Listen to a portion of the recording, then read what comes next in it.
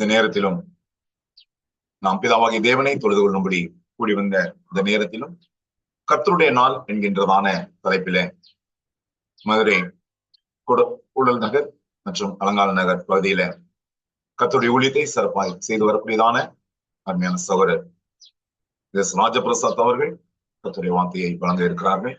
அவர்களை மலேசியாவிலே கூடி வரக்கூடியதான KN சபையின் சார்பாக அன்போடு அழைக்கிறேன். உங்கள் யாவருக்கும் உயிர் தெழுந்த ஆண்டவரும் இரட்சகருமாயிருக்கிற கர்த்தராகிய இயேசு கிறிஸ்துவின் இன்ப நாமத்தினாலே வாழ்த்துக்களை தெரியப்படுத்துகிறேன். நாம் தேவனுடைய வார்த்தையை கவனிக்கும் கேட்கும் நம்மை ஆயத்தப்படுத்துவோம். கர்த்தருடைய நாள் என்கிற தலைப்பின் கீழ் இந்த நாளிலே நாம் பாடத்தை படிப்போம். கர்த்தருடைய நாள் அப்படின்னா ஒவ்வொரு இடத்திலும் அந்த வசனத்தை பொறுத்து அதனுடைய பொருள் நமக்கு விளக்கப்படுத்தப்படுகிறது. கர்த்தருடைய நாள் ஆதியாகம புஸ்தகத்தில் நாம் வாசிக்கும் பொழுது எல்லா நாளும் கர்த்தருடைய நாளாக இருக்கிறது. ஒவ்வொரு நாளும் ஒவ்வொரு தினமும் கர்த்தருடைய நாளாக இருக்கிறது. சரி, அப்படியே கொஞ்சம் யாத்திராகம புஸ்தகத்துக்கு வருவோமானால் அங்கே ஓய்வு நாளை கர்த்தருடைய நாள் என்று வேதம் சொல்லுகிறது.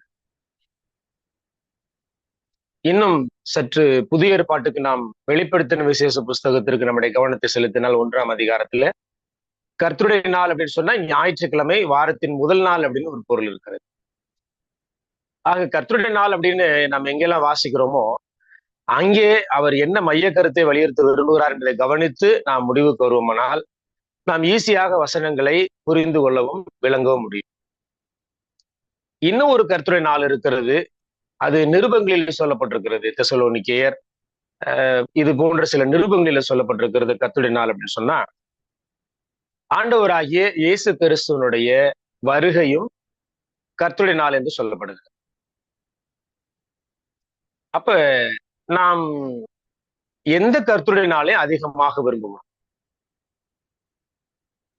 ஒவ்வொருவருக்கும் ஒவ்வொரு விருப்பங்களும் ஆசை இருக்கும். வேத புத்தகம் தொழுகைக்குரிய ஆராதனைக்குரிய வாரத்தில் முதல் நாளாகிய கர்த்தருடைய நாளை விரும்புகிற தாவீதை போல பரிசுத்தவான்களை தேவன் வாழ்த்துகிறார். வழக்கமாக எல்லா நாளும் கர்த்தருடைய நாள் என்று நினைக்கிற மக்களையும் தேவன் ஆசீர்வதிக்கிறார். இதற்கு அப்பாற்பட்டு இந்த 2ஆம் வருகையாகிய கர்த்தருடைய நாளை நம்ம எத்தனை பேர் நாம் விரும்புகிறோம்? இன்னும் கொஞ்ச காலம் இயேசு தாமதமா வந்தா நம்ம எல்லாத்தையும் சரி பண்ணி கணக்கு வழக்குகளை சரி பண்ணிக்கலாமே. இன்னும் கொஞ்ச காலம் இயேசு தாமதமா வந்தா நாம மனம் திரும்பிடலாமே. இன்னும் கொஞ்ச காலம் இயேசு தாமதமா வந்தா நம்முடைய கீழ்ப்படியாமை, நம்முடைய ஒழுங்கினங்கள், நம்முடைய பாவங்களை நம்ம சரி பண்ண வாய்ப்பு இருக்குமே அப்படின்னு எண்ணுகிறவர்கள் இருக்கிறார்கள். அல்லது வியாதியின் படுக்கையில் இருக்கிறவங்க இயேசு கிறிஸ்து சீக்கிரமா வந்துட்டா நல்லா இருக்கும், இந்த பாடுகளும் இந்த துன்பங்களும் போதும்னு நினைக்கிறவங்க இருக்கிறாங்க. விசுவாசத்துல முதிர்ச்சி பெற்ற சில அங்கத்தினர்கள் கூட இயேசு கிறிஸ்துடைய வருகையை ஆவலாய் எதிர்கொள்ளுகிறார்கள். ஆக அவரவருடைய ஜீவியத்தை பொறுத்து இந்த கர்த்தருடைய நாளாகிய 2ஆவது வருகையை எதிர்கொள்ள ஆயத்தமா இருக்கிறாங்க. ஞாயிற்றுக்கிழமை தொழுகை கூட வாரத்தின் முதல் நாள், அதையும் கர்த்தருடைய நாள் என்று வேதத்தில் படிக்கிறோம். அதுல கூட விசுவாசத்துல முதிர்ச்சி பெற்றவங்க தான். எபிரேய கிறிஸ்தவருக்கு எபிரேய ஆசிரியர் சொல்லுகின்ற பொழுது, நாளானது சமீபத்து வருகிறதை எவ்வளவாய் பார்க்கிறீர்களோ அவ்வளவாய் புத்தி சொல்லுங்கள். அப்ப சனிக்கிழமை வருகின்ற பொழுது அடுத்து ஞாயிற்றுக்கிழமை நம்ம தொழுகைக்கு ஆயத்தமாகணும். அங்கே இயேசு கிறிஸ்துவனுடைய சகோதர சகோதரிகளை நம்ம சந்திக்க போறோம், தேவனை தொழுது கொள்ள போறோம்னு சொல்லி ஆவலாக வருகிற மக்களும் இருக்கத்தான் செய்கிறார்கள். சரி, நான் பாடத்துக்குள்ள போவோம். அதாவது இப்ப கர்த்தருடைய நாள் அப்படின்னா இயேசு கிறிஸ்துவனுடைய 2ஆவது வருகையை பற்றி இன்னைக்கு படிக்க போறோம். கர்த்தருடைய நாள் என்று சொன்னால் இயேசு கிறிஸ்துவனுடைய 2ஆவது வருகையை பற்றி நாம் இன்னைக்கு படிக்க போகிறோம்.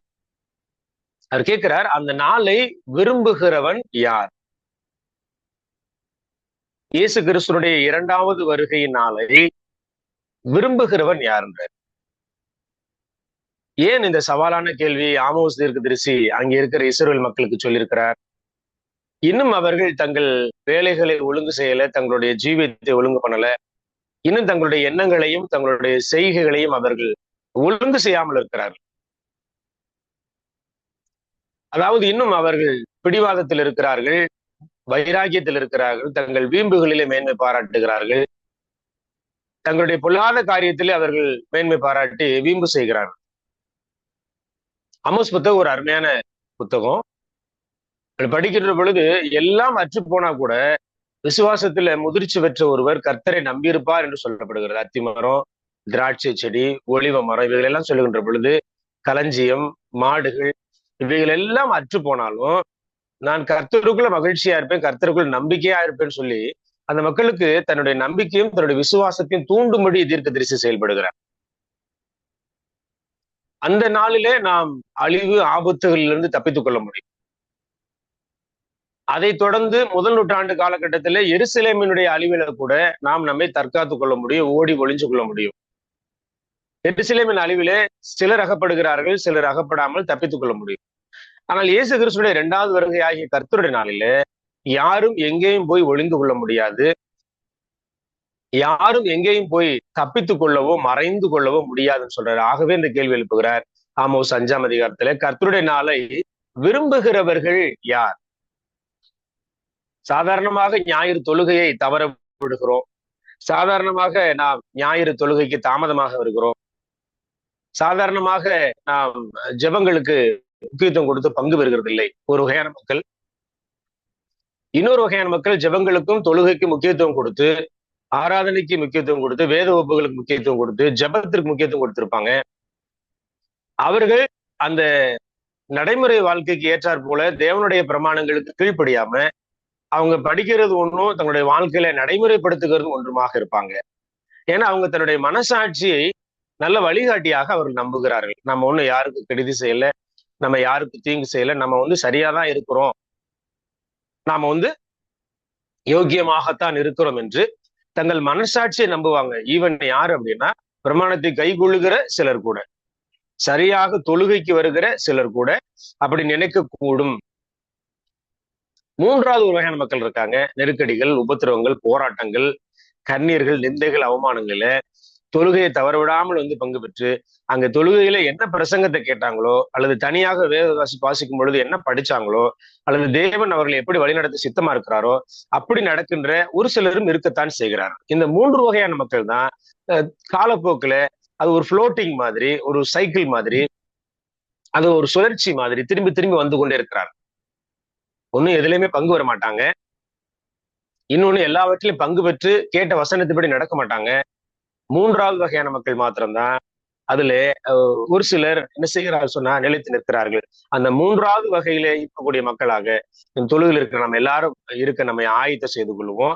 அப்ப அந்த நாளை யார் விரும்புவான்னா கணக்கு வழக்குகளை சரியா வச்சிருக்கிறவங்க, கிறிஸ்துவனுடைய அடிச்சுவடுகளை தொடர்ந்து சரியாய் நடந்து வந்தவங்க, எல்லாரையும் மன்னித்தவர்கள், எல்லாரையும் மறந்தவர்கள், எல்லாரிடத்துல அன்பு கூர்ந்தவங்க, எல்லா தியாகங்களையும் அவமானங்களையும் தோல் மீது போட்டுக்கொண்டு எந்த ஒரு பிரதிபலனையும் எதிர்பார்க்காம கிறிஸ்து சொல்லியிருக்கிறார் நான் செய்கிறேன் என்று வருகிறாங்க. பாத்தீங்களா?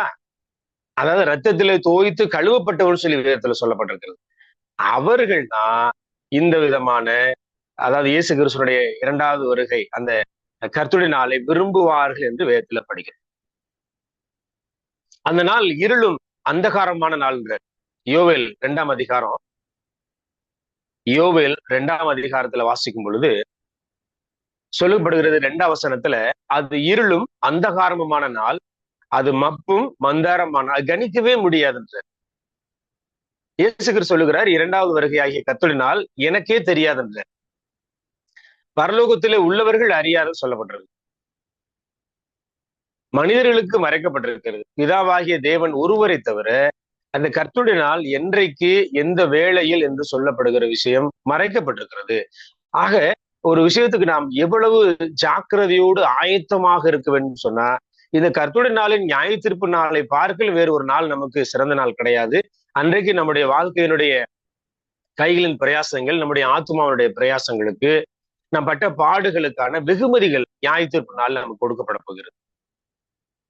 சொன்னோம் இல்லையா, இயேசு கிறிஸ்து பார்த்துக் கொள்வார், தேவன் விசாரிப்பார், தேவன் பார்த்துக் கொள்வார், நம்ம வழக்கமா சொல்லுகிறோம் இல்லையா, அந்த சொல்லுக்கான ஒரு தீர்வு, ஒரு முடிவு அந்த கர்த்தருடைய நாளில் நமக்கு வழங்கப்பட இருக்கிறது.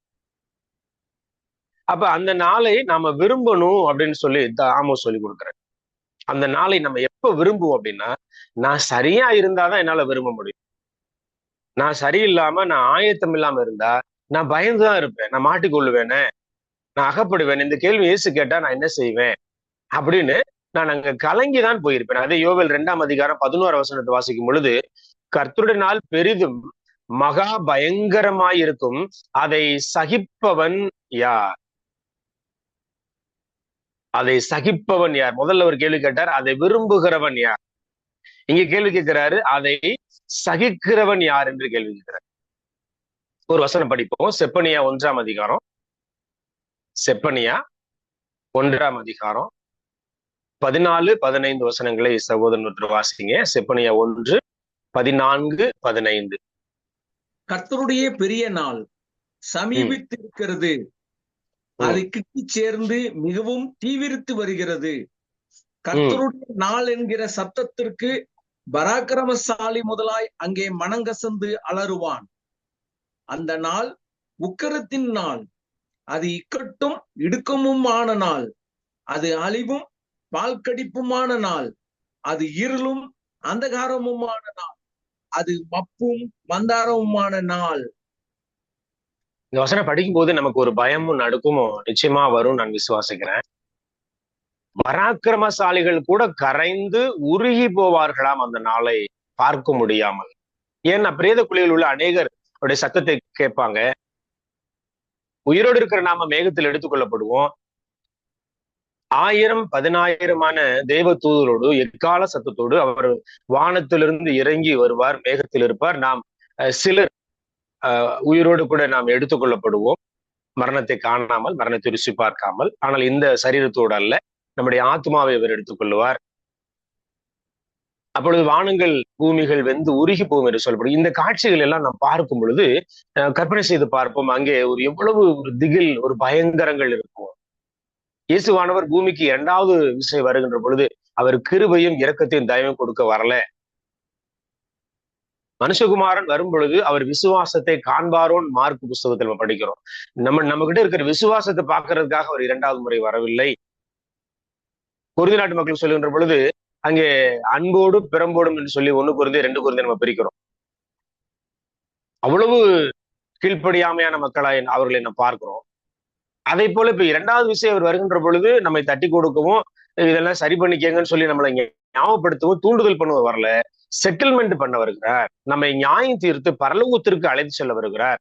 கீழ்ப்படியாதவர்களை, சபையில ரட்சிக்கப்பட்டு பின்வாங்கி போன மக்களை, ஞாயிறு தொழுகை ரொம்ப சர்வசாதாரணமாய் அலட்சியமாய் அதை முக்கியத்துவப்படுத்தாமல் தவற விட்டு தாமதமாக வருகிற மக்களை நியாயம் விசாரித்து கிரிகளுக்கு தகுந்த பலன் அளிக்கும்படி அவர் வரப்போற சொல்றார். பராக்கிரமசாலியே உருகி போவான், கரைந்து போவான் சொல்லுகிறார். இன்னும் படிக்கின்ற பொழுது அது உக்கிரத்து நாள் என்று சொல்லப்படுகிறது. வேதாமத்துல கோபத்தை பற்றி படிக்கின்ற பொழுது 2 கிரேக்க பதங்கள் பயன்படுத்தப்படுகிறது இல்லையா? ஒன்று ஆர்கே, இன்னொன்று தூமாஸ். அப்ப இந்த ஆர்கே தூமாஸ் அப்படின்னா கோபம், இன்னொன்னு உக்கிரம். அப்ப தேவன் என்றைக்கும் கோபம் கொள்ளுவாரோ, அவர் என்றைக்கும் கடிந்து கொள்ளுவாரோன்னு தாவீது கேட்கிறார். என்றைக்கும் இல்லை. இந்த தீர்ப்பு நாளிலே, அதாவது கர்த்தருடைய நாளிலே அவர் தமது உக்கிர கோபத்தை, ஏன்னா நமக்கு அவகாசம் கொடுத்தார், காலதாமதம் கொடுத்தார். இன்னும் நாம நம்முடைய குடும்பத்தாருடைய பேச்சை கேட்டுதான் ஆவிக்குரிய வாழ்க்கையில இருக்கிறோம். நம்ம குடும்பத்தார் வேணாம் அப்படின்னா நம்ம போக மாட்டோம். நீங்க ஏன் இவ்வளவு பணத்தை செலவு பண்றீங்க கர்த்தருடைய காரியத்துக்கு, நம்ம குடும்பத்துல யாரோ ஒருத்தர் சொன்னா நம்ம உடனே அதை நிறுத்திக் கொள்வோம். நீங்க இவ்வளவு சீக்கிரமா போறீங்க அப்படின்னா அதையும் நிறுத்திக்குவோம். நீங்க எப்ப பார்த்தாலும் சபைக்கு இவ்வளவு முக்கியத்துவம் படுத்துறீங்க அப்படி நம்ம குடும்பத்துல பிள்ளைகளோ மனைவியோ புருஷனோ யாரோ சொன்னா, பெற்றோர்களா உடன் பிறந்தவங்க சொன்னா உடனே நம்ம அதை நிறுத்திக் கொள்ளுகின்றோம். யோசித்து பாருங்க, அந்த நாளை இந்த தேசத்துல யாராலும் சகிக்க முடியாத, அது இடுக்கமுமான நாள், அது அழிவும் பால்கடிப்புமான நாள், அது அந்தகாரமான நாள், அது மந்தாரமுள்ள நாள் என்று சொல்லப்பட்டிருக்கிறது. செப்பனியா 1ஆம் அதிகாரம் 7 வசனத்தை கர்த்தராகிய ஆண்டவருக்கு முன்பாக மௌனமாயிருங்கள், கர்த்தருடைய நாள் சமீபித்து இருக்கிறது. கர்த்தர் ஒரு யாகத்தை ஆயத்தம் பண்ணி அதற்கு விருந்தாளிகளையும் அழைத்திருக்கிறார். இங்கே பிரசங்கில சொன்ன ஒரு இங்க வசனம் ஞாபகத்துக்கு ஒரு, தேவன் வானத்தில் இருக்கிறார், நீ பூமியில் இருக்கிறாய், ஆகையால் உன் வார்த்தைகள் சுருக்கமாய் இருப்பதாகன்னு சொன்னார் இல்லைங்களா? அதை பாருங்க இப்ப ஞாபகப்படுத்துறாரு. அதாவது இயேசு கிறிஸ்துவின் 2வது வருகையாகிய நம்முடைய பாட தலைப்பின்படி கர்த்தருடைய நாள் வருகின்ற பொழுது இந்த பூமி அவருக்கு முன்பதாக மௌனமா இருக்க கடவைங்கன்னு சொல்லல, மௌனமா இருப்பாங்க. ஏன்னா கர்த்தருடைய நாள் சமீபித்திருக்கிறது. எல்லா ஜாதிகளும் எல்லா தேசத்து மக்களும் ஓடி வருவார்களாம். எல்லா ஜாதிகளும் எல்லா தேசத்து மக்களும் ஓடி வருவாங்களாம். எதற்காக? எப்படியாகிலும் இயேசுவே எங்களை ரட்சியும், இயேசுவே எங்களை ஏற்றுக்கொள்ளும், தேவனே எங்களை ஏற்றுக்கொள்ளும் என்று ஓடி வருவார்களாம். அவர் கேட்கின்ற ஒரே கேள்வி, நான் சொல்லிய இந்த வார்த்தையின்படி நீங்க நடந்தீங்களான்னு கேட்பார் மத்தேயு புத்தகத்துல. நீங்க தீர்க்க தரிசனம் உரைச்சீங்களா, நீங்க அந்நிய பாஷை பேசுனீங்களா, இல்ல நீங்க அற்புதங்களை செஞ்சீங்க, அதெல்லாம் 2வது. நான் சொல்லிய இந்த வார்த்தைகளின்படி நீங்க செஞ்சீங்களான்னு கேட்பாரு. அப்ப அவர் சொல்லிய வார்த்தையின்படி என்னைக்காவது ஒரு ஞாயிற்றுக்கிழமையோ அல்லது என்னைக்காவது ஒரு வாரத்தின் 2வது நாளோ நம்ம செய்திருக்கிறோமா? அதுதான் இந்த நாளிலே ஒரு சிந்தனைக்குரிய கேள்வியாக இருக்கு. இந்த பாடம் உங்களுக்கு மாத்திரம் இல்ல, இந்த பாடம் எனக்கும், என்னுடைய குடும்பத்தார், இந்த பாடம் என்னுடைய சபை மக்களுக்கும், இந்த பாடம் என்னுடைய உறவினர்கள். தேவனுடைய வார்த்தை நம்ம எல்லாருக்கும் அது பொதுவானதாக இருக்கிறது. ஒரு போதிக்கிறார் சொன்னால் அது கீழே இருக்கிற மக்களுக்கு மாத்திரம் இல்ல, போதிக்கிறவருக்கும் இந்த கர்த்தருடைய வார்த்தை பொருந்தக்கூடியதாக இருக்கு. அப்ப நம்ம என்ன செய்ய போகின்றோம்? இன்னும் நம்ம நிறைய விஷயங்களை தளர்த்தி கொண்டிருக்கிறோம், லிபரலா. நான் வழக்கமா சொல்லுகிற பொதுவான ஒரு ஆலோசனை, நான் தப்பு செஞ்சுட்டா, நான் ஏதாவது ஒரு தவறு செஞ்சுட்டா, நான் உடனே வழக்கறிஞரா மாறிடுவேன், அட்வொகேட்டா மாறிடுவேன். நான் இதை ஏன் செஞ்சேன்னா, இது எதுக்காக நான் செஞ்சேன்னா அப்படின்னு சொல்லி என்னை எப்படி ஆகிலும் காப்பாத்திக்கிறதுக்கு நான் வழக்கறிஞரா மாறிடுவேன். இதே என் எதிர்தரப்புல யாராவது ஒருத்தர் தவறு செஞ்சுட்டா, நான் வழக்கறிஞரா இருக்க மாட்டேன், நான் நீதிபதியா மாறிடு. நீ என்ன சொன்னாலும் தப்புங்க, அதெல்லாம் தப்பு தான், உங்களுக்கு தண்டனை தான், அதெல்லாம் நீங்க எல்லாம் இனிமே என்ன செய்ய முடியாது, எங்களோட உறவு வைக்க முடியாது, நாங்க இனிமே உங்கள்ட்ட உறவு வைக்க மாட்டோம், இனிமே எங்க வீடு வாசல நீங்க மிதிக்காதீங்கன்னு சொல்லி நான் நீதிபதியா மாறிடுறேன். ஆனா யார் உண்மையிலே நீதிபதி? ஆண்டவராகிய இயேசு கிறிஸ்து நியாயமுள்ள நீதி உள்ள நியாயாதிபதியே. அவர் என்ன சொன்னாரு? கிறிஸ்து உங்களுக்கு மன்னித்தது போல, கிறிஸ்து உங்களுக்கு மன்னித்தது போலன்னு சொன்னாரு. அவர் நமக்கு அளவு பார்த்து மன்னிக்கல. இயேசு கிறிஸ்து நமக்கு அளவு பார்த்து மன்னிக்கல, அவர் அப்படியே மன்னித்தார். இன்னொரு வசனம் படிப்போம், ஏசாயா தீர்க்க தரிசன புஸ்தகம் 13ஆம் அதிகாரம். ஏசாயா தீர்க்க தரிசன புஸ்தகம் 13ஆம் அதிகாரம் 7 முதல் 9 வசனங்கள் பாருங்களேன். ஆதலால் எல்லா கைகளும் நெகிழ்ந்து எல்லா மனுஷரின் இருதயமும் கரைந்து போகும். ஒவ்வொரு தீர்க்கதரிசியும் கர்த்தருடைய நாளே வர்ணிக்கிற விதங்களை பாருங்கள். அவர்கள் நம்மை ஒரு போலியாக பயமுறுத்தல, அவங்க நமக்கு ஏதோ நம்ம கிட்ட இருந்து ஒரு ஆதாயம் பெறணும்னு சொல்லி அவங்க நம்மளை மிரட்டல, பயமுறுத்தல. இன்றைக்கும் நம்முடைய குடும்பத்துல இருக்கிற எல்லாரும் பங்கு பெறாங்களா? அதாவது ரட்சிக்கப்பட்ட நம்முடைய குடும்பத்தில் வீட்டார் எல்லாரும் அவங்க சபை கூடு வருதல்ல பங்கு பெறாங்களா? நமக்கு அதெல்லாம் அக்கறல. அவங்க சாப்பிட்டாங்களா? அவங்களுக்கு நம்ம ஏதாவது உழைச்சு சம்பளத்தை கொடுத்தோமா? அவங்களுடைய அனுதின வஸ்திரங்களை நமக்கு வாங்கி கொடுத்தோமா? அவங்களுடைய வியாதி காலகட்டத்துல கூட 2 மணி தான் நம்ம கவனிக்கிறோம். அவங்களுடைய ஆத்துமா தேவனுடைய வார்த்தையின் மீது தாகமாய் தவனமாய் இருக்கிறதா? ஏன்னா அந்த பொறுப்பை கர்த்தர் எனக்கு கொடுத்திருக்கிறார்ல. யோசுவா சொன்னாரு, நானும் என் வீட்டாருமோ என்றால். நீங்க கொர்நேலியை பாத்தீங்கன்னா, கொர்நேலியு அந்த வீட்டார் அனைவரோடு கூட தேவனுக்கு பயந்திருந்தார். அவர் மாத்திரம் இல்லை, தேவனுக்கு பயப்படாத தன் குழந்தைகளை கண்டிக்கிற. இந்த விஷயத்துல லோத்து தவறி போயிட்டார். தன் பிள்ளைகளை அவரால் கண்டிக்க முடியல, தன் மனைவி அவரால் ஒழுங்குபடுத்த முடியல. நிறைய கிறிஸ்தவ குடும்பங்களில ஒன்று புருஷனை தகப்பனை இழந்து விடுகிறார்கள் கண்டிப்பின்றி, மனைவி இழந்து விடுகிறார்கள், பிள்ளைகளை மனம் போன போக்கிலே அரவணைக்கிறோம், அன்பு பாராட்டுகிறோம் என்று சொல்லி பிள்ளைகள் கர்த்தருடைய காரியத்தில் ஈடுபடுறாங்களா? அவர்கள் ஏதாகிலும் ஒரு கர்த்தருடைய சபையில அவர்கள் அங்க வைக்கிறார்களா? தொடர்ந்து தேவனுடைய நாமத்தை தொழுது கொள்ள போறாங்களான்றதெல்லாம் இன்றைக்கு கவனிக்கிறது ரொம்ப குறைவாய் போயிடுச்சு. பெரிய வருத்தத்துக்குரிய செயலா இருக்கு. அப்படிப்பட்ட பிள்ளைகள் இன்றைக்கு பெற்றோர்களை கண்ட்ரோல் பண்ணுவாங்க. எப்படிப்பட்ட பிள்ளைகள்? தேவனுடைய வார்த்தைக்கு தூரமா இருக்கிற பிள்ளைங்க ஒருவேளை உலக ரீதியில அதிகமா சம்பாதிக்கலாம். அவங்க என்ன பண்ணுவாங்கன்னா பெற்றோர்களை கண்ட்ரோல் பண்ணுவாங்க. இவங்க கொஞ்சம் கூட அதை யோசிக்காம கர்த்தர் தான் நம்மளை இவ்வளவு காலம் வழி நடத்தினாரு, நம்முடைய ஏழ்மையில இருந்து இவ்வளவு காலம் உயர்த்தினான்றதை மறந்து போய் ஒரு குமாரத்தையோ ஒரு குமாரனோ தன்னுடைய வருமானத்தை அதிக அளவில் ஈட்டுகின்ற பொழுது இங்கே அவர்களால் அவங்க கண்டிக்க முடியாது.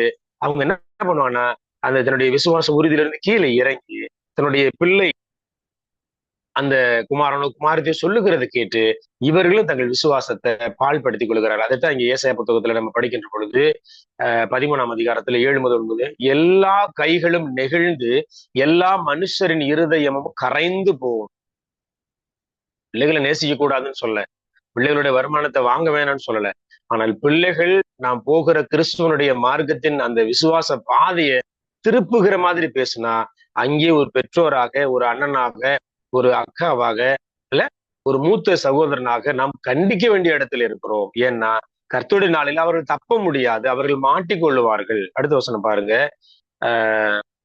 இதோ தேசத்தை பாழாக்கி அதன் பாவிகளை அதிலிருந்து அழிப்பதற்காக கர்த்தருடைய நாள் கடூரமும் மூர்க்கமும் உக்கிரகோபமாய் வருகிறது என்று சொல்லுகிறார். கடூரம், மூர்க்கமும் உக்கிரகோபமாய் வருகிறது. அந்த நாளிலே நம்முடைய வீட்டார் மாத்திரமல்ல, நாம் ஊழியர் செய்கிற கர்த்தருடைய சபையாருடைய நிலைமையை நாம் பாதுகாக்க வேண்டிய வேலையை நம்ம மெய்ப்பொருளாக, நம்ம வழிகாட்டியாக இருக்கிறோம்.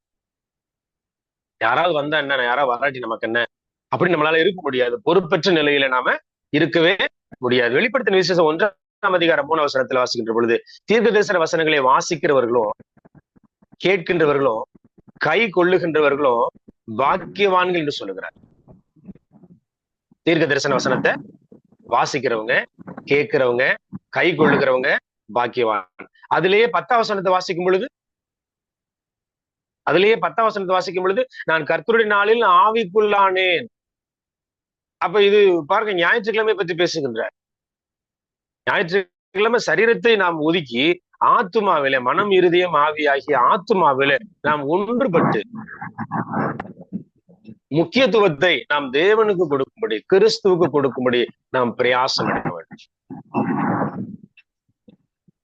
சில பேர் சொல்லுவாங்க, ஞாயிற்றுக்கிழமை எனக்கு கொஞ்சம் வேலை இருக்கு, காலையில போன்லயே நீங்க ஜோம் பண்ணி எனக்கு அப்ரசம் கொடுத்துறீங்களா அப்படின்னா, உடனே நம்ம தேவனுடைய மனுஷன் என்ன பண்றோம்? சரின்னு சொல்றோம். இயேசு லாசரு மரிக்கின்ற தருவாய் வியாதியஸ்தனா இருக்கிறார் என்ற தகவல் அனுப்பப்பட்ட உடனே இயேசு தன்னுடைய பிரசங்கத்தை காலம் கருதி சூழ்நிலைக்கு ஏற்றாரு போல, சரி நம்ம இப்ப இந்த பிரசங்கத்தை முடிச்சிருவோம், அங்க லாசரு வியாதியா இருக்கிறான், நான் பார்க்க போறேன்னு இயேசு போகல. அடுத்து ஒரு தகவல் வருகிறது, நீ வர வேண்டாம், அவன் மரித்து போனான் அப்படின்னு. இயேசு லாசரு செத்த உடனே கூட அந்த பிரசங்கத்தை முடிச்சுட்டு உடனே போன்னு சொல்லி போகல. அவர் வருகின்ற பொழுது 4 நாள் என்று அங்க சகோதரி சொல்றாங்க. ஆண்டவரே, நீ இங்க இருந்திரானால் என் சகோதரன் மரித்திருக்க மாட்டான், இந்த கல்லை புரட்டு போன்னு சொன்னப்ப சொல்றாரு, சிநேகிதனும் இனத்தானும் பிரியமானவன் ஆகிய லாசருடைய மரணத்துல இயேசு 4 நாள் கழித்து வந்தார். அப்ப தேவனுடைய வார்த்தைக்கு அவர் எவ்வளவு முக்கியத்துவம் கொடுத்திருக்கிறான்றது கவனிப்போம். இங்க அங்கத்தினரும் சரி, இங்க தேவனுடைய மனுஷனும் சரி, யாராவது ஒருத்தர் இந்த மாதிரி கேட்டா நம்ம அவங்களுக்கு அப்ரசம் கொடுக்கலாட்டி அவங்க வேற சபைக்கு போயிடுவாங்க, அவங்க பின்வாங்கி போயிடுவாங்க, அல்லது அவங்க கோவிச்சுக்குருவாங்கன்றதுக்காக நம்ம இஷ்டப்படி என்ன செய்ய முடியாது, சபையாய் கூடி வர வேண்டும் என்று தேவனுடைய பிரமாணம் சொல்லுங்க. ஒருவேளை அவங்க இருக்கிற இடத்துல சபை இல்லை அப்படின்னா அதை தவிர்த்து விடக் கூடாது என்பதற்காக வேணா அவங்க ஆன்லைன்ல பங்கு பெறலாம். சபை இருக்கிறதுன்னு சொன்னா அவர்கள் சபையில் தான் பங்கு பெற வேண்டும். அதைத்தான் வேதம் சொல்லுங்க, சபையாய் கூடி வாருங்கள் என்று சொல்லுகிறார். சரி, இங்க மார்க்கு 13ஆம் அதிகாரம், மார்க்கு 13ஆம் அதிகாரம் 32ஆம் வசனத்தை பாருங்க, நான் வாசிக்கிறேன். அந்த நாளையும் அந்த நாளிகையும் பிதா ஒருவர் தவிர மற்றொருவனும் அறியான், பரலோகத்தில் இருக்கிற தூதர்களும் அறியார்கள், குமாரனும் அறியார். பாருங்களேன், எவ்வளவு தெளிவாய் சொல்லப்படுகிறது கர்த்தருடைய வார்த்தை. பிதா ஒருவர் தவிர. இன்னைக்கு எவ்வளவோ தீர்க்கதரிசிகள் என்று சொல்லி தங்களை அழைத்துக் கொண்டு வருகிறவர், எவ்வளவோ ஊழியக்காரர்கள் இயேசு கிறிஸ்துவினுடைய வருகை இந்த வருஷம்தான், இந்த மாசம்தான் சொல்லி அவர்கள் தோத்து போகிறாங்க. ஏன்னா தேவனுடைய வார்த்தை தான் என்னைக்குமே உண்மையா இருக்கும். அவர் தெளிவா சொல்லுகிறார், பிதா ஒருவர் தவிர வரப்போகிற மனுஷகுமாரனுக்கே தெரியாது அப்படின்னு சொல்றப்ப அது எப்படி தேவன் இன்னொரு மனிதனுக்கு சொல்லி கொடுத்திருப்பார்? அப்ப கர்த்தருடைய நாளை நம்ம சாதாரணமா ஒரு ஞாயிறு தொழுகையை போல அலட்சியமா நினைக்கிறோம். கர்த்தருடைய நாளை நாம் ஒரு வேத வகுப்பை போல ஒரு சர்வ சாதாரணமாக எண்ணிக்கொண்டிருக்கிறோம். அதனுடைய பயங்கரங்களும் அதனுடைய திகில்களும் அதனுடைய அந்த உக்கிரமான கோபத்தை நாம் இன்னும் சரியாக அறிந்து உணர்ந்து கொள்ளாமல் இருக்கிறோம். ஒருவே பழைய ஏற்பாட்டுக்களை ஜனமா இருந்தா பயந்துருப்பாங்க, கண்ணுக்கு கண் பல்லுக்கு பல் அப்படின்னு. புதிய ஏற்பாடு கிருபையின் காலம் என்று அவர் சொன்னதுனால் என்னவோ இன்றைக்கு நாம் சரி பண்ணிக்கலாம், பாத்துக்கலாம், அதெல்லாம் நாம சரியாதான் இருக்கிறோம் அப்படின்னு இன்னும் மனசாட்சியை நாம் ஒரு நல்ல வழிகாட்டியாக நம்பி நம்மை ஏமாற்றி கொண்டிருக்கிறோம். சொல்லுகிற திருடன் வருகிற விதமாய் வருவாராம். அப்படின்னா முன் அறிவிப்பு இல்லாம திடீரென்று அவர் வரும். அப்ப என்ன செய்யணும்? நம்ம 2 பேதுரு 3ஆம் அதிகாரம் 12 முதல் 14 வசனங்களில் வாசிக்கின்ற பொழுது, 2 பேதுரு 3ஆம் அதிகாரம் 12 முதல் 14 வசனங்களை வாசிக்கின்ற பொழுது, 2வது வருகைக்கு நாம் எப்ப ஆயத்தமா இருக்கணும்னா எப்பொழுதும் ஆயத்தமாக இருக்க வேண்டும். தேவனுடைய நாள் சீக்கிரமாய் வரும்படிக்கு மிகுந்த ஆவலோட காத்திருங்கள். அந்த நாளிலே வானங்கள் வெந்து அழிந்து பூதங்கள் எரிந்து உருகி போகும் என்று சொல்லுகிறார் அப்போஸ்தலனும் மூப்பனுமாகிய பேதுரு. அப்ப இந்த ஒரு இடத்துல தேவனுடைய நாள் என்று சொல்லியிருக்கிறார். அது சீக்கிரமாய் வரப்போகிறது என்று சொல்லுகிறார். அதை விரும்புகிறவன் யார், அதை சகிக்கிறவன் யார் என்று பழைய ஏற்பாட்டு மக்கள் சொன்னாலும், புதிய ஏற்பாட்டுல அந்த நாளை நீங்கள் விரும்புங்கள், ஆவலோடு காத்திருங்கள் என்று சொல்லுகிறார். அந்த நாளை விரும்பி ஆவலோடு காத்திருங்கள். எப்ப தெரியுமா நாம அந்த நம்பிக்கையை இழந்து போயிடுறோம்? யாக்கோபு 5ஆம் அதிகாரம் 8-9 வசனங்களை வாசிக்கும் பொழுது, யாக்கோபு 5ஆம் அதிகாரம் 8-9 வசனங்களை வாசிக்கும் பொழுது எப்ப தெரியுமா நாம நம்முடைய நம்பிக்கை இழந்து போயிடுறோம்? நீங்களும் நீடிய பொறுமையோடு இருந்து உங்கள் இருதயங்களை ஸ்திரப்படுத்துங்கள், கர்த்தரின் வருகை சமீபித்திருக்கிறது. பொறுமை இழந்துடுறோம். பொறுமை இழந்தனாலதான் நம்ம இஷ்டத்துக்கு வசனம் பேச ஆரம்பிச்சிருவோம். வசனத்தை வச்சு சண்டை போடுறோம். வசனத்தை அவங்களுக்கு சாதகமாக பயன்படுத்துறோம். இந்த வேலை சாத்தானுடையது. தேவாலயத்து உட்புறகின் மேல் கொண்டு போய் நிறுத்தி தாழ புதியும் தூதர்கள் உண்மை தாங்குகிறார்களா பார்ப்போம் என்று வசனத்தை தனக்கு சாதகமாக பேசுகிறவன் பிசாசானவன். இன்றைக்கு வசனத்தை வைத்துக் கொண்டு குடும்பங்களிலே கணவனும் மனைவியும் சண்டை போடுகிறது, உடன் பிறந்தவர்கள் சண்டை போடுகிறோம், ஊழியக்காரரும் அங்கத்தினர்களும் வசனத்தை வைத்து சண்டை போடுகிறது. ரொம்ப சர்வசாதாரணமாக இன்றைக்கு நடந்து கொண்டிருக்கிறது. அது பரிசுத்தவானுடைய வேலை அல்ல, அது சாத்தானுடைய வேலையாக இருக்கிறது. அப்ப பொறுமையோடு கூட இருந்து இருதயத்தை ஸ்திரப்படுத்தும்படி அங்கே கர்த்தர் சொல்லுகிறார். பொறுமையோடு கூட இருந்து இருதயத்தை ஸ்திரப்படுத்துங்கள் என்று சொல்லுகிறார். அப்ப நான் எப்படி அவருடைய வருகைக்கு என்னை நான் ஆயத்தப்படுத்துவது? நான் எப்படி நான் அந்த நாளை என்னால விரும்பும்படி என்னை மாற்றிக்கொள்ள முடியும்? என்னுடைய கணக்கு வழக்குல நான் சரியா பார்த்து என்னுடைய ஆவிக்குரிய ஜீவியத்தை நான் ஒரு அளவுகோலாகிய தராசாகிய வேதவசனத்தை வைத்து அளந்து பார்த்து, என்னோடு கூட அப்பரசத்திலே பங்கெடுக்கிற சக மனிதரிடத்துல என்னுடைய ஆவிக்குரிய உறவுகளை ஒப்பிட்டு பார்த்து, எனக்கும் தேவனுக்கும் இடையில் இருக்கிற அந்த உறவு சரியாக இருக்கிறதாக என்பதை நல்லா நேரிட்டு பார்த்து, அவர் தந்த பரிசுத்தையும் அவர் தந்த நம்பிக்கையும் விசுவாசத்தையும் நான் களங்கப்படுத்தியிருக்கிறேனா, அல்லது சரியாக அதை இன்னும் அதிகமா இருக்கும்படி வளர்த்திருக்கிறேனா என்பதை சரி பண்ணி பார்த்தா சீக்கிரமாகவே நாமளும் அந்த நாளை விரும்ப ஆரம்பிச்சிருவோம். அந்த நாளுக்கு நம்மளை ஆயத்தப்படுத்த ஆரம்பிச்சிருவோம்.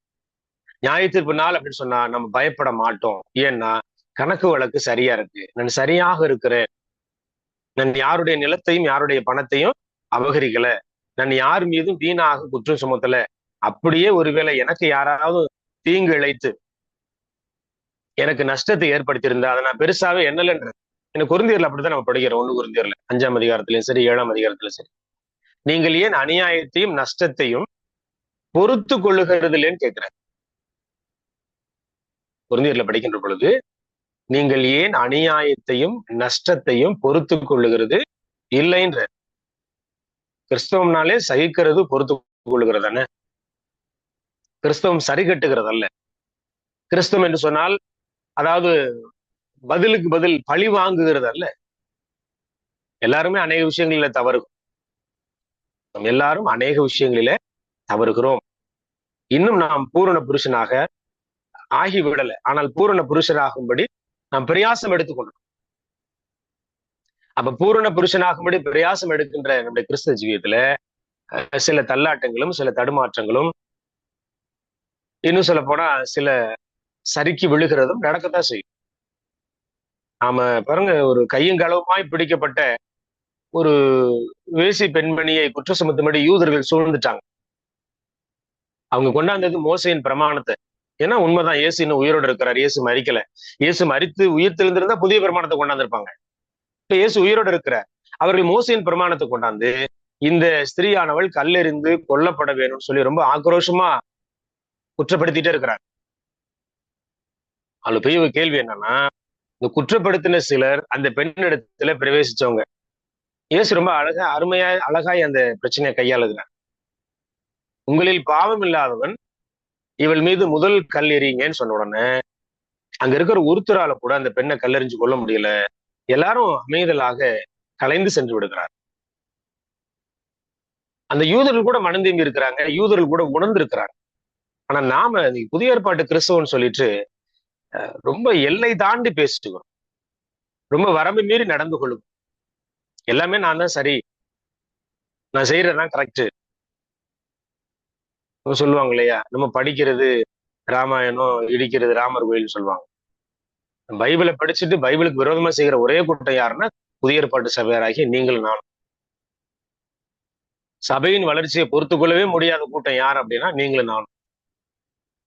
சபையில ஒரு சின்ன ஒரு ஒரு மரியாதை குறைவா யாராவது எதாவது நடத்திட்டா உடனே நமக்கு ஆக்ரோஷமாக கோவம் வந்து பழைய மனுஷனுக்குரிய சுபாவத்தை உடனே நம்ம வெளிப்படுத்துறோம். சீமையை தூசிக்கும்படி கர்த்தர் அனுமதி கொடுத்ததை புரிந்து கொண்டவனாகிய தாவீதை போல சிலர் தான் சபைக்குள்ள இருக்கிறோம். அப்னேர் கேட்கிறார், படைத்தலைவனாகிய அப்னேர், அரசனே உத்தரவு போடுங்க, ஒரே வெட்டட்டுமான்னு கேட்கிறார். யாரை?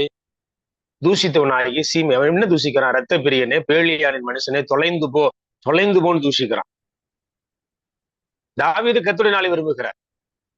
நான் விரும்புகிறேன், நீங்கள் விரும்புகிறீர்கள், ஆனால் எல்லாரும் கர்த்தருடைய நாளை விரும்பவில்லை. தாவீது வர சொன்னாரு, கர்த்தர் அனுமதி கொடுக்காம என்னை அவன் தூஷிக்க முடியாது, நீ பேசாம இருப்பான்ற. இயேசுவை பிடிக்க யூதர்கள், ரோம போர்ச்சவர்கள் தடியோடும் தீவெட்டிகளோடு வர்றாங்க. பேதுருவும் யோவானும் ஆக்ரோஷமா தங்கள் கோபத்தை வெளிப்படுத்துறாங்க. பட்டயத்தை எடுக்கிறார். இயேசு என்ன செய்தார்? பட்டயத்தை உரையில போடு, மனுஷகுமாரன் காட்டி கொடுக்கப்படுகிற வேலை வந்ததுன்னு சொன்னார். இயேசு எதிர்த்து நிக்கல, இயேசு பழி வாங்கல, இயேசு பயமுறுத்தல. பழைய ஏற்பாட்டுல சிலர் அப்படிதான் இருக்கு. அப்ப புதிய ஏற்பாட்டுல தேவனுடைய பிரமாணத்தை தெரிந்து கற்றுக்கொண்ட நீங்களும் நானும் எப்படி தைரியமா துணிகரமா பல நேரங்களிலே மற்றவர்களை குற்றப்படுத்துகிறனோ, பல நேரங்களில் மற்றவருடைய தப்பிதங்களையும் பாவங்களையும் அநியாயங்களையும் மன்னிக்க முடியாம நாம ரொம்ப சரியா நடக்கிறதை போல நினைச்சு கொண்டிருக்கிறோமே, நமக்கு தானே நியாய தீர்ப்பு. தீமோத்தேயுல சரி பேதுரு சொல்லுகின்ற பொழுது, இங்கே தாமதிப்பனாகில் தேவனுடைய வீட்டில் நடக்க வேண்டிய வகையை 1 தீமோத்தேயு 3:15 இவைகளை உனக்கு நான் அறிவிக்கிறேன், அந்த வீடு ஜீவனுள்ள தேவனுடைய சபையாய் சத்தியத்துக்கு தூண் ஆதாரமாக இருக்கின்றார். பேதுரு சொல்லுகின்ற பொழுது சொல்லுகிறார், நியாய தீர்ப்பு தேவனுடைய வீட்டிலே துவங்கும் காலமாய் இருக்கிறது. அது முந்தி உன்னிடத்தில், என்னிடத்தில், நம்முடைய குடும்பத்தில் அது துவங்குமானால் ரட்சிக்கப்படாத அல்லது கீழ்ப்படியாத மனிதனுடைய நிலைமை என்னவாக இருக்கும்? அங்கெல்லாம் கிருபை, இரக்கம், தயவுக்கு இடமே இல்லை நியாய தீர்ப்பு நாள்ல. அந்த நியாய தீர்ப்பு நாள் பத்தி படிக்கின்ற பொழுது ஒரு இமைப்பொழுது, அவ்வளவுதான் விளக்கமே நமக்கு இருக்கு. ஒரு இமைப்பொழுதுல நியாய தீர்ப்பு முடிந்து மறுரூபமாக்கப்பட்டு அவ்வளவுதான், எல்லாம் முடிந்துகுது. ஒரு கண்ணை நாம் மூடி திறக்கிறதுக்குள்ள அத்தனை முடிந்து போயிடும். ஒவ்வொருத்தரையா கூட்டு வச்சு இது ஏன் செஞ்ச, இது ஏன் செய்யல, கேள்விக்கும் விளக்கத்துக்கும் வாக்குவாதத்துக்கும் அங்க இடமே இல்லை. இப்ப தைரியமா பேசுகிற நாம நியாய தீர்ப்பினால் நாம பேச முடியாது, நம்ம பேச மாட்டோம். நன்றாய் பேசக்கூடியவன் அப்படின்னு ஒருத்தன் ஒரு பேர் வாங்கினான். யார் அப்படின்னா தேவனிடத்துல பேர் வாங்கணும். ஆரோன் மோசையை ஊழித்து கூப்பிடுகின்ற பொழுது, நான் திக்குவாயும் மந்தனாவும் உள்ளவன், நீர் அனுப்ப சித்தமா இருக்கிற யாரையாயும் அனுப்பும்னு சொல்லி மோசை கர்த்தர்ட்ட பேசும் பொழுது கர்த்தர் சொன்னார், உன் சகோதரனாகி ஆரோன் இருக்கிறான் இல்லையா, அவனுக்கு சகோதரன் தானே, அவன் நன்றாய் பேசக்கூடியவன் என்று எனக்கு தெரியும். ஏன் இந்த வார்த்தையை பயன்படுத்துகிறேன்? நன்றாய் பேசக்கூடியவன் கூட 10 கட்டளை வாங்க சீனாய் மலைக்கு மேலே மோசே போய்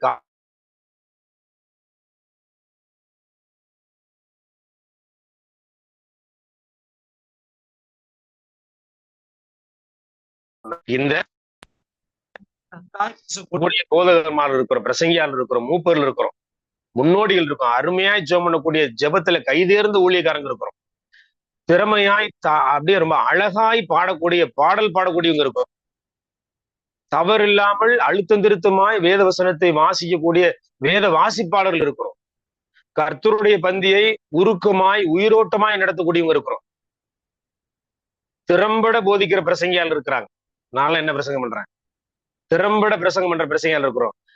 ஆக நம்ம எல்லாருமே நன்றாய் பேச பாட வாசிக்கக்கூடியவங்க தான். ஆனால் இது எங்க செல்லாதுன்னா, கர்த்தருடைய நாளில நாம் வாய் திறக்க முடியாது, திறக்க மாட்டோம். நடுங்கி போய்விடும், பயந்து போயிருப்போம். ஏன்னா நம்ம வாழ்க்கை நமக்கே தெரியுமே சரியில்லை.